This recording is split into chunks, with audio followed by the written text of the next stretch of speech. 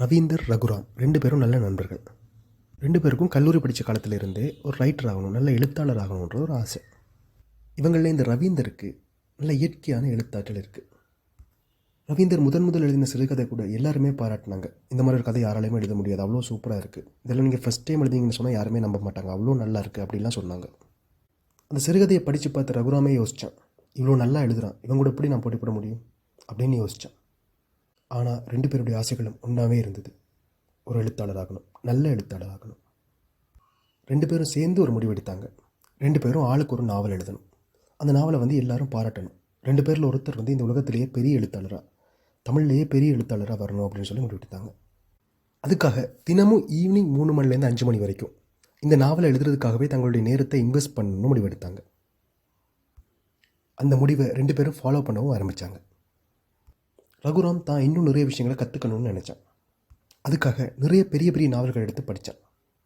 ஏற்கனவே ஃபீல்டில் இருக்கக்கூடிய மற்ற எழுத்தாளர்கள் எப்படி எழுதுகிறாங்க, அந்த காட்சி அமைப்புகள், அதில் வர உணர்வுகள், கதாபாத்திரங்களை எப்படிலாம் கையாளுறாங்க, இதெல்லாத்தையுமே அவன் படித்து தெரிஞ்சுக்க ஆரம்பித்தான்.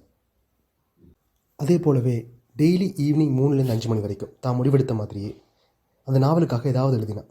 அதே மாதிரி டெய்லி தான் எழுதினதை திருப்ப படித்து அதை இம்ப்ரூவ் பண்ணவும் ஆரம்பித்தான். ஏதும் தவிர்க்க முடியாத அவசர காரணங்கள் தவிர மற்ற நாட்கள்ல எல்லாம் அவன் அந்த வேலையை சரியாக செய்தான். அதாவது ஈவினிங் 3லேருந்து 5 மணி வரைக்கும் எழுதுறதை மட்டும் பார்த்தான். அப்படியே எதுவும் தவிர்க்க முடியாத காரணங்கள் 3லேருந்து 5 மணி வரைக்கும் எழுத முடியாமல் போச்சுன்னா அன்னைக்கு நாளில் இன்னொரு டைம் எடுத்து, அதாவது 6 மணிலேருந்து 8 மணியோ இல்லைனா 8 மணிலேருந்து 10 மணியோ இந்த மாதிரி ஒரு டைம் எடுத்து அன்னைக்கு எழுத வேண்டியதை எழுதி முடித்தான். மற்ற பக்கம் ரவீந்தர், அவனும் தான் முடிவெடுத்த மாதிரி டெய்லி ஈவினிங் 3லேருந்து 5 மணி வரைக்கும் எழுதுகிற வேலையை சரியாக பார்த்துட்டு இருந்தான்.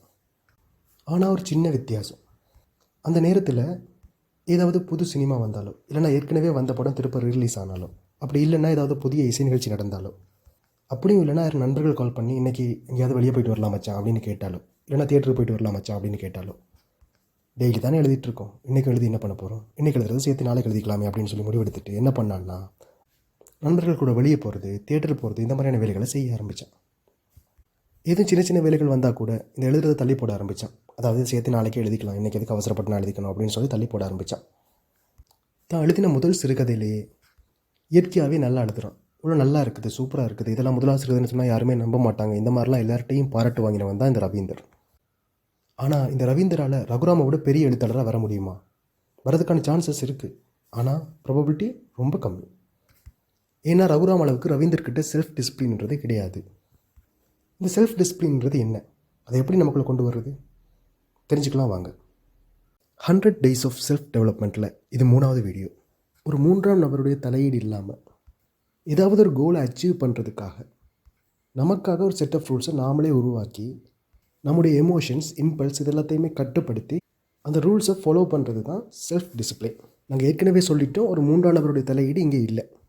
அப்போது நமக்கான ரூல்ஸை நாம் தான் உருவாக்க போகிறோம். இந்த செல்ஃப் டிசிப்ளினை நாங்கள் எப்படி நமக்குள்ளே கொண்டு வர்றது? முதல்ல இந்த செல்ஃப் டிசிப்ளின் நமக்கு வேணும்னா நமக்கு ஒரு கோல் வேணும். ஏன்னா நமக்கான ரூல்ஸை, ஒரு டிசிப்ளினை நம்ம டிஃபைன் பண்ணுறதே அந்த கோலை அச்சீவ் பண்ணுறதுக்காக தானே. அப்போ நமக்கு ஃபஸ்ட் என்ன தேவை? ஒரு கோல் ஒன்று தேவை. அந்த கோலை நாங்கள் சரியாக செட் பண்ணணும். அந்த கோலை எப்படி செட் பண்ணுறதுன்றதுக்கான வீடியோ நாங்கள் ஏற்கனவே போட்டிருக்கேன். அதுக்கான லிங்க் நான் டிஸ்கிரிப்ஷனில் தர்றேன். 2வது விஷயம் நாங்கள் செல்ஃப் டிசிப்ளினை மீறுறோம் அப்படின்னா அந்த இடத்துல நாங்கள் என்ன செய்கிறோம்? அந்த வேலையை தள்ளி போடுறோம். அப்போ தள்ளி போடுறதை தவிர்க்கிறது எப்படின்றத பற்றி நாங்கள் ஏற்கனவே ஒரு வீடியோ போட்டிருக்கேன். ஸோ 2 வீடியோட லிங்கையும் நான் டிஸ்கிரிப்ஷனில் தர்றேன். இந்த வீடியோ முடிஞ்சதுக்கு பிறகு நீங்கள் அந்த 2 வீடியோவையும் பார்த்தீங்கன்னா ஓகே. ஸோ அந்த வீடியோவில், அந்த 2 வீடியோவில் சொல்லப்பட்டிருக்க விஷயங்களையும் நீங்கள் ஃபாலோ பண்ணிவிட்டு இந்த வீடியோவில் நான் இப்போ சொல்ல போகிற விஷயங்களையும் நீங்கள் ஃபாலோ பண்ணிங்கன்னா செல்ஃப் டிசிப்ளினை உங்களுக்குள்ளே கொண்டு வர முடியும். முதலாவது ஐடென்டிஃபை யுவர் செல்ஃப். அதாவது நீங்கள் யார், உங்களால் என்ன செய்ய முடியும், என்ன செய்ய போகிறீங்க, இதை நீங்கள் முதல்ல என்ன செய்யணும்? ஐடென்டிஃபை பண்ணணும். நீங்கள் ஒரு கோலை செட் பண்ணிட்டீங்க அப்படின்னாலே நீங்கள் என்ன செய்ய போகிறீங்கன்றதை நீங்கள் ஐடென்டிஃபை பண்ணிட்டீங்கன்னு தான் அர்த்தம். ஸோ ஃபஸ்ட் ஒரு கோலை செட் பண்ணுங்கள். அதுக்கப்புறம் நாங்கள் தள்ளி போகிறது தவிர்க்கிறது எப்படின்னு ஒரு வீடியோ பார்த்தோம் தானே. அந்த வீடியோவில் சொன்ன மாதிரியே டெய்லி ரொட்டீன்ஸை க்ரியேட் பண்ணுங்கள், டைம் டேபிளை க்ரியேட் பண்ணுங்கள். இன்றைக்கி நான் இதை செய்யணும், நாளைக்கு அதை செய்யணும், இந்த மாதிரி டைம் டேபிளை க்ரியேட் பண்ணுங்கள். இந்த மாதிரி நீங்கள் என்ன செய்ய போகிறீங்க, உங்களுக்கு என்ன தேவைங்கிறத நீங்கள் ஐடென்டிஃபை பண்ணதுக்கு பிறகு உங்களுக்கு எங்கே இருந்து அந்த டிஸ்ட்ராக்ஷன்ஸ் வருது அப்படிங்கிறத ஐடென்டிஃபை பண்ணுங்கள்.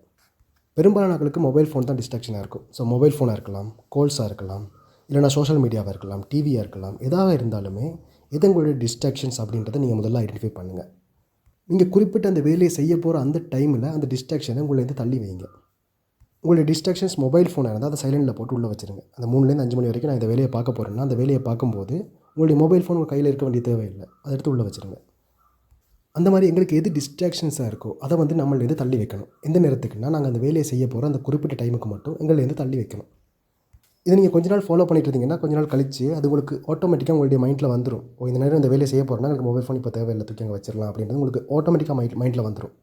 அதுக்கப்புறம் நீங்கள் வந்து அதை வலிந்து போய் செய்ய வேண்டிய தேவையில்லை, தானாகவே உங்களுடைய மனசை வந்து செய்ய வைக்கும். அடுத்தது நீங்கள் செய்ய வேண்டியது மதிப்பீடு செய்தல். அதாவது உங்களுடைய டெய்லி ரொட்டைனில் இன்றைக்கி இந்த டைம் இந்த வேலையை நாங்கள் செய்யணும்னு நீங்கள் முடிவெடுத்துட்டீங்க. அதை விட வெளியே இருந்து எக்ஸ்டர்னலாக இன்னொரு வேலை உங்களுக்கு வருது. ஸோ இப்போ 2 வேலையில் நாங்கள் எது செய்கிறது ஒர்த், 2ல் எது வந்து நமக்கு இம்பார்ட்டன்ட் அப்படின்றத நாம் மதிப்பீடு செய்யணும்.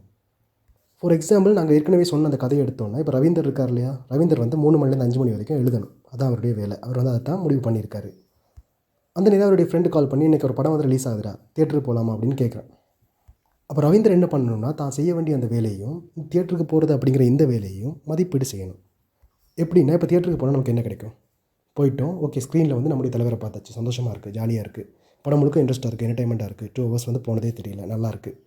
ஓகே, அடுத்த நாள் என்ன கிடைக்கும்? எதுவுமே இல்லை, அதை மறந்துட்டு நம்ம வேலையை பார்க்க வேண்டியது தான். அடுத்த 10 நாள் வேணால் சோஷியல் மீடியாவில் போஸ்ட் போட்டுட்ருக்கலாம் அந்த படத்தை பற்றி. ஆனால் அதுக்கு மேலே நமக்கு என்ன கிடைக்கும்? எதுவுமே கிடைக்காது. இதே ரவீந்தர் வந்து அந்த நேரத்தில் தான் எழுத வேண்டிய அந்த கதை எழுதியிருந்தா, அந்த நாவல் எழுதியிருந்தா என்ன நடக்கும்? இன்னும் ஒரு 1 மந்தில் அந்த புக் வந்து ரிலீஸ் ஆகும். ஒரு பெரிய எழுத்தாளர் ஆகலாம், தன்னுடைய கனவை வந்து நிறைவேற்றலாம். ஸோ இப்போ 2ஐயும் மதிப்பீட்டு பார்க்கும்போது ரவீந்தருக்கு எது இம்பார்ட்டன்ட் அப்படிங்கிறது தெரியும். அதை வச்சு ரவீந்தர் என்ன பண்ணணும்? தனக்கு எது இம்பார்ட்டண்ட்டோ அந்த வேலையை மட்டும் பார்க்கணும். அந்த நேரத்தில் அந்த வேலையை பார்க்கணும். ஏன்னா இந்த மதிப்பீட்டோட முடிவில் ரவீந்தருக்கு ஒரு விஷயம் தெரிஞ்சிருக்கும். என்னென்னா, சினிமா பார்க்கும்போது அவருக்கு சந்தோஷம் கிடச்சிருக்கலாம், தன்னுடைய தலைவரை வந்து ஸ்க்ரீனில் பெருசாக பார்த்துருக்கலாம். ஆனால் அது லாங் டேர்மில் அவருக்கு அதை ஹெல்ப் பண்ணுதான்னு கேட்டால் இல்லை. ஆனால் அதே நேரத்தில் அந்த புக் எழுதியிருந்தால் அது லாங் டேர்மில் அவருக்கு ஹெல்ப் பண்ணும்.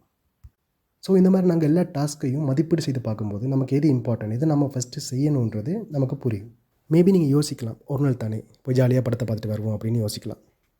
ஆனால் நீங்கள் அப்படி செய்யும்போது என்ன ஆகும்னா, இன்னொரு நாள் இன்னொரு மூவி வரும்போது கூட நம்முடைய மூளை என்ன சொல்லணும்னா, அன்றைக்கு ஒரு நாள் போயிட்டு வந்தோம், இன்றைக்கு ஒரு நாள் போயிட்டு வரதால எதுவும் குறைஞ்சி போகிறதில்ல, அதில் இன்றைக்கும் போயிட்டு வந்துடலாம் அப்படின்னு சொல்லுவோம். நம்மளும் என்ன செய்வோம், ஓகே பரவாயில்ல இன்றைக்கி ஒரு நாள் தானேன்னு சொல்லி மறுபடியும் போவோம். அப்படியே ஒரு 30 தடவை போயிட்டோன்னா ஒரு மாதம் நம்ம செய்ய வேண்டிய வேலையை வந்து செய்யாமல் விட்டுருவோம். ஒரு மாதம் 1 வருஷமாகும், 1 வருஷம் 10 வருஷமாகும், நாங்கள் செய்ய வேண்டிய வேலை செய்யப்படாமலே முடிஞ்சு போகும். அதனால் நீங்கள் செய்ய போகிற அந்த வேலையை விட்டுட்டு, அதாவது செய்ய வேண்டிய அந்த வேலையை விட்டுட்டு வேறு என்ன வேலையை செய்ய போகிறீங்களோ அந்த வேலையோட இந்த வேலையை ஒப்பிட்டு மதிப்பீடு செய்யுங்க. மதிப்பீடு செய்துட்டு அதுக்கப்புறம் முடிவு பண்ணுங்கள் நாங்கள் எதை செய்கிறது பெட்டர்ன்றது. அடுத்த விஷயம் வந்து எமோஷனல் ட்ரிகர்ஸ்லேருந்து தள்ளிடுங்க. நான் பர்சனலாக பார்த்துருக்கேன், நாங்கள் இந்த மாதிரி வந்து ஒரு குறிப்பிட்ட வேலையை வந்து செய்துட்டு இருந்தோம், செல்ஃப் டிசிப்ளினாக இருந்தோம்னா யாராவது வந்து என்ன சொல்லுவாங்கன்னா, இப்படி இருந்து என்ன செய்ய போகிறோம், லைஃப்பை என்ஜாய் பண்ணணும் பாரு, நாங்களாம் அவ்வளோ ஜாலியாக சினிமாவுக்கு போகிறோம், இந்த மாதிரிலாம் சொல்லுவாங்க. அப்படி சொல்கிறத கேட்டு நீங்களும் ட்ரிகர் ஆகி ஒரு தடவை போயிட்டீங்க அப்படின்னா, நாளைக்கு இன்னொரு ஃப்ரெண்ட் வந்து சொல்லுவான், அன்றைக்கி அவன் கூப்பிடும்போது மட்டும் சினிமாவுக்கு போனேன், இன்றைக்கி நான் கூப்பிடும்போது வர மாட்டியா அப்படின்னு கேட்பாங்க. அவன் மட்டும் பெஸ்ட் ஃப்ரெண்டு, நான் பெஸ்ட் ஃப்ரெண்ட் இல்லையான்னு கேட்பாங்க. அப்போ நீங்கள் என்ன பண்ணுவீங்க? மறுபடியும் ட்ரிகர் ஆவீங்க, மறுபடியும் போவீங்க. இந்த மாதிரி கெட்னி ஆகும்போது உங்களுடைய கோலை நீங்கள் இழக்க வேண்டிய சூழ்நிலைகள் வந்து உருவாகலாம். அதனால் எமோஷனலாக ட்ரிகர் ஆகிறத நிப்பாட்டுங்க. ஃப்ரெண்ட்ஸ் இம்பார்ட்டன்ட் தான், சந்தோஷமும் இம்பார்ட்டன்ட் தான். ஆனால் அவங்கள்ட்ட சொல்லி புரிய வைங்க, இன்றைக்கி 3 மணிலேருந்து 5 மணி வரைக்கும் எனக்கு வேலை இருக்குது, அதுக்கு பிறகு நான் எப்போ கூப்பிட்டாலும் வர்றேன், பிரச்சனை இல்லை எனக்கு அப்படின்னு சொல்லி புரிய வைங்க. ஏன்னா பெரும்பாலான நண்பர்கள் உங்களுடைய வாழ்க்கை நல்லா இருக்கக்கூடாதுன்னு நினச்சி அப்படி கூப்பிட்றதில்ல. நீங்களும் சந்தோஷமாக இருக்கணும், உங்களோட சேர்ந்து அவங்களும் ஜாலியாக இருக்கணும் அப்படின்னு நினச்சி தான் கூப்பிட்றாங்க. ஸோ நீங்கள் அதை புரிய வைக்கும்போது அவங்க புரிஞ்சுப்பாங்க. அதனால் எமோஷனலாக ட்ரிகர் ஆகிறத நிறுத்திட்டு அவங்களுக்கு புரிய வைக்க ட்ரை பண்ணுங்கள். இப்போ நம்ம அந்த கதைக்கு வரலாம். ரகுராம் தன்னுடைய நாவலை வந்து ரிலீஸ் பண்ணிட்டான். பயங்கரமான பாராட்டுகள், பயங்கரமான விருதுகள் எல்லாம் கிடைக்குது. நல்ல பெரிய எழுத்தாளர் ஆகிட்டான். ரவீந்தர் எழுத ஆரம்பித்த நாவல் நல்லா தான் இருக்குது, ஆனால் இன்னும் முடியலை, பாதியிலேயே நிற்கிது. ஆனால் ஒருவேளை அந்த நாவல் அவன் எழுதி முடிக்கும்போது அது அவுட் ஆஃப் ட்ரெண்டாக கூட ஆகிடலாம். சிறந்த அற்புதமான திறமைகள் இருந்தும் அதை வந்து யூஸ் பண்ணாமல், பிரயோஜனப்படுத்தாமல் உங்களுடைய கோலை அடையாமல் விட போகிறீங்களா? அப்படி இல்லைன்னா கொஞ்சம் திறமைகள் இருந்தாலும் அதை இம்ப்ரூவ் பண்ணி அடுத்த கட்டத்துக்கு கொண்டு போயிட்டு நல்ல இடத்த அடைஞ்சு உங்களுடைய கோலை அடைய போகிறீங்களா? அதை நீங்கள் தான் டிசைட் பண்ணணும். இந்த வீடியோ உங்களுக்கு ஏதாவது ஒரு விஷயத்தை கற்றுக் கொடுத்துருந்தாலோ, இல்லைனா ஏதாவது ஒரு விஷயத்தை வந்து புதுசாக தெரிஞ்சுக்கொள்ள உதவி இருந்தாலோ நீங்கள் இந்த வீடியோ லைக் பண்ணுங்கள், உங்கள் ஃப்ரெண்ட்ஸுக்கும் ஷேர் பண்ணுங்கள். நன்றி.